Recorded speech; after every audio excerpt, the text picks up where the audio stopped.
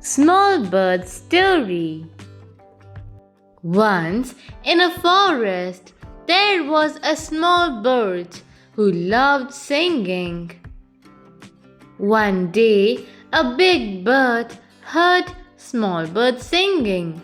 Big Bird was jealous and told Small Bird, "Stop singing, you are too small and your voice is very bad." The small bird felt sad but didn't stop singing. She practiced every day and her voice got better day by day. Few days later, a king was passing by the forest. He heard Small Bird's beautiful song and was very impressed. He gave the small bird a beautiful golden crown.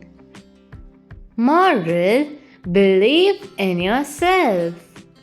Thank you. Please like, subscribe, and get notified.